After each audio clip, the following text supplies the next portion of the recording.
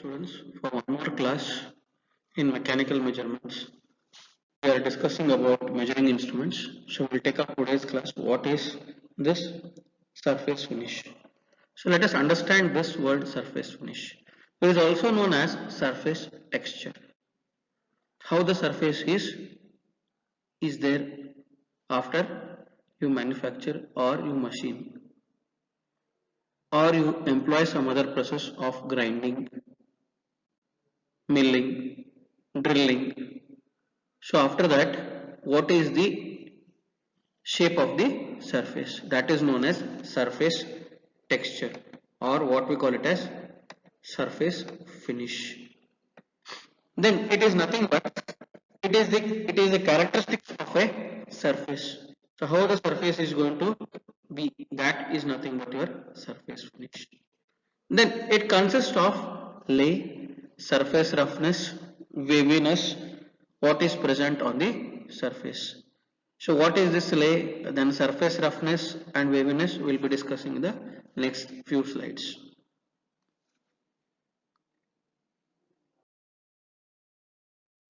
Then let us see what is this lay. Lay is nothing but it is the measure of the direction of predominant machining pattern. So how are we going to machine it? Depending on that we are going to have the impressions created on the part which is being machined.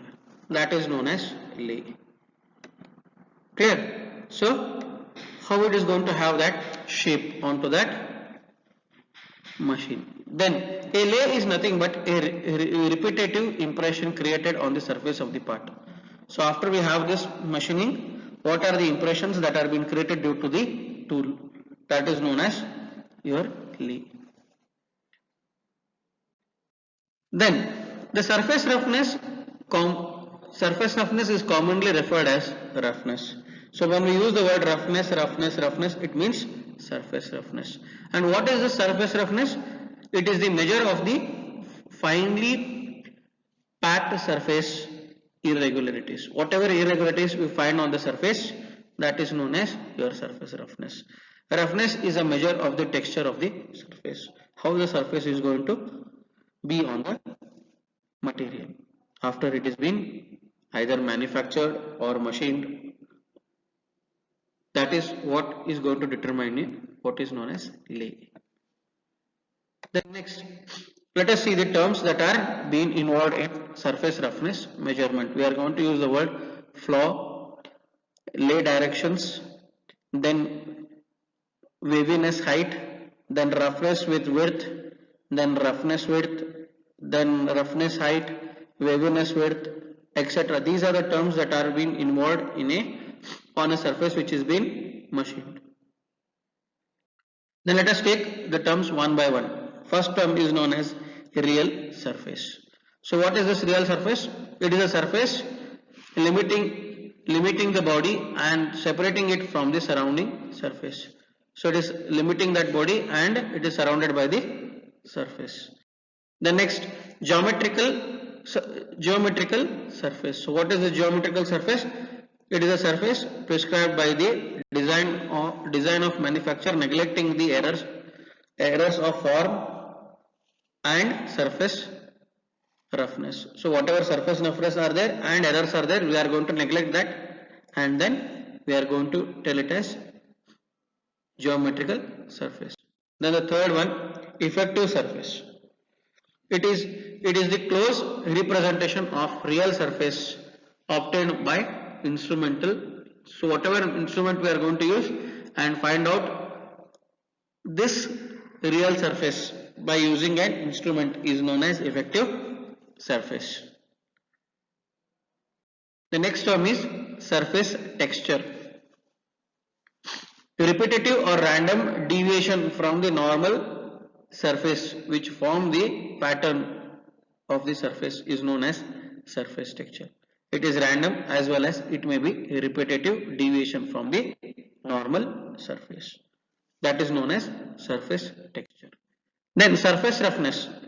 It concerns all these irregularities which form surface relief and which are conveniently defined within the area where deviation of form or waviness are eliminated. So if there are no foam or waviness, if they are eliminated, then we can find out its irregularities, and that is known as surface roughness. Then the word roughness. It is caused due to irregularities in the surface roughness, which result from inherent action of production process. So whatever process you are using, from that inherent action you are going to have what is known as roughness. The next word is waviness. It results from the factors such as machine or work deflections, vibrations, etc. It is the component of surface roughness upon which roughness is superimposed. So upon the surface of roughness, if you are going to superimpose this result of work deflections, vibrations, we call it as waviness. Then flaws. So what are these flaws? These flaws are also irregularities which occur at our place or at relatively infrequent or widely varying intervals on surfaces like cracks, scratches, etc. So these are called as flaws. They may be random or they may be occurring at frequent intervals. Then lays. It is the direction of the predominant machining surface pattern ordinarily determined by the method of production use. So whatever production method we are using, as I have told you, we may be going by machining process, drilling process, grinding process, whatever process we are using for production. We may be using a high-end machines or sophisticated machines. So due to that, whatever we are going to have this surface patterns formed, they are called as lays. Next, traversing height. So it is the length of the profile necessary for evaluation of the surface roughness patterns. So whatever surface roughness patterns we are going to have, that surface roughness patterns are being evaluated in the form of a length of the profile. The traversing length may include one or more sampling lengths. So if we have one or more sampling lengths, by using this one or more sampling lengths, what I can do? I can find out this traversing length. Then sampling length. This is what we are talking about, sampling length previously. It is the length of the profile necessary for evaluation of irregularities to be taken into account. It is also known as cutoff length of a measuring instrument. So whatever is this cutoff length, we are going to set up this limits for that. That is known as cutoff length for the measuring instrument. Then mean line. So this mean line is nothing but, again, it is a profile.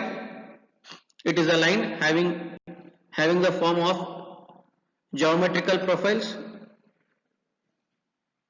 dividing the effective profile, so that within the sampling length, the sum of the squares of distances between effective points and the mean line is minimum. We call it as relatively mean method. That is, we are taking the square of it and finding out this mean line. Then central line. This central line of the profile is the line parallel to the general direction of the profile, for which the area embraced by the profile above or below of the line are equal. So whatever line above and below are there, they should be equal. That is known as central line. Then spacing of the irregularities. So it is the mean distance between the more predominant irregularities of the effective profile within the sampling length. So if you take that within that sampling length, what is this effective profile? Then maximum height of irregularities. So whatever maximum height you are going to have, how are you going to find this maximum length? So I can define it as the average difference between the 5 highest peaks and 5 deepest peak valleys within a sampling length measured from a line parallel to the mean line. So if I have a mean line, So whatever 5 highest peaks I am going to have and 5 lowest peaks I am going to have, these difference is known as the maximum height of irregularities. So with this, we will take up a device called as TallySurf roughness tester. So this TallySurf roughness tester is an electronic instrument. It works on the principle of carrier modulation. The measuring head, whatever measuring head it has, it consists of diamond stylus. So you can see this stylus here. So this is that diamond stylus, right? This diamond stylus, right? And this diamond stylus is about 0.02 mm is its tip radius, and it's a skid, whatever skid you can see here, which I am shown here. This skid, right? This skid or a shoe is drawn across the surface by means of a motorized driving unit. So it has that motorized driving unit, that is nothing but a gearbox, which provides 3 motorized speeds, giving respectively 20x then 100x horizontal magnifications. You can increase that magnifications by 20 times or by 100 times, and a speed suitable for average reading. So whatever average reading you are going to have, for that average reading you are going to set this. And then it has an arm. You can see that arm. The arm carrying the stylus forms the armature which pivots about the center. You can see this point. This is that armature which I am showing with some other color. So this armature has this point, and this point is going to plot onto the part, that is the piece of E-shaped stamping as shown in the figure. You can see this E shape. It is in the form of E-shaped stamping. And then on the 2 legs of this E-shaped stampings, there are coils. You can see these coils A, B, then AC. These coils you can see. These coils with other 2 resistances form an oscillator. So it forms what is called as oscillator. As the armature is pivoted about the center legs, so it is being pivoted along the center legs. Any movement of the stylus, so whatever is that movement of the stylus, that movement of the stylus causes the air gap to vary. So whatever is this air gap in between, this air gap in between is varied. Thus the amplitude of the original AC current flowing in the coil is modulated. So whatever is this AC current is being modulated due to this air gap. This is further modulated so that the current is now directly proportional to the vertical distance of the stylus only. So whatever stylus is going to move up and down, this movement, whatever you see, it is being directly set according to that motion. And then it consists of, you can see here in the next diagram. So it has this modulator, then oscillator internally have these circuits A, B, C, D. The current is taken from it. Then you have an amplifying unit. Then you have a demodulator. So from this you are going to modulate, that is the demodulated output is caused to operate on a pen regulator. So you have a pen regulator.